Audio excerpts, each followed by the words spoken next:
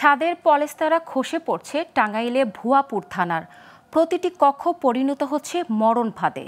ভবনটি বেশ পুরনো হওয়ায় ঝুঁকিতে পুলিশি কার্যক্রম। একই অবস্থা থানার কোয়ার্টার ভবনটিরও। বারবার সংস্কার করেও কোনো কাজে আসছে না পুরো ভবনটি। এখন বসবাসের অনুপযোগী হয়ে পড়েছে। এদিকে নিরাপদে কাজ করার জন্য নতুন ভবনের দাবি জানিয়েছেন কর্মরত পুলিশ সদস্যরা। টাঙ্গাইল থেকে রুমি আক্তার পলির তথ্যচিত্রে ডেস্ক রিপোর্ট। এটি টাঙ্গাইলের ভুয়াপুর থানার চিত্র।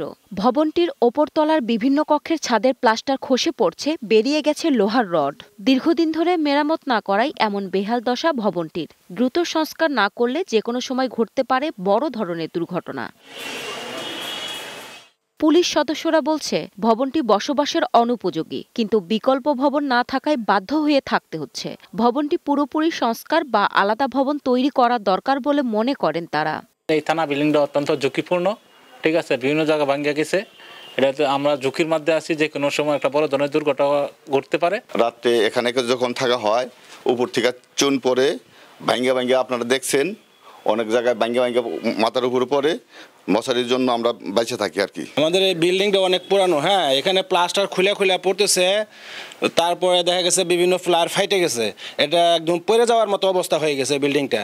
এখানে কোনো মতে থাকার উপযোগী না এটা। আমরা সরকারের কাছে আপনাদের মাধ্যমে দাবি জানাই যেন এটা খুব অতি শীঘ্রই সংস্কার করে একটা ভালো নির্মাণ ব্যবস্থা করে থাকার উপযোগী করে দেয়। এদিকে আলাদা কোনো ভবন না থাকায় জরাজীর্ণ ভবনেই পুলিশ সদস্যদের থাকার কথা জানালেন পুলিশের এই কর্মকর্তা।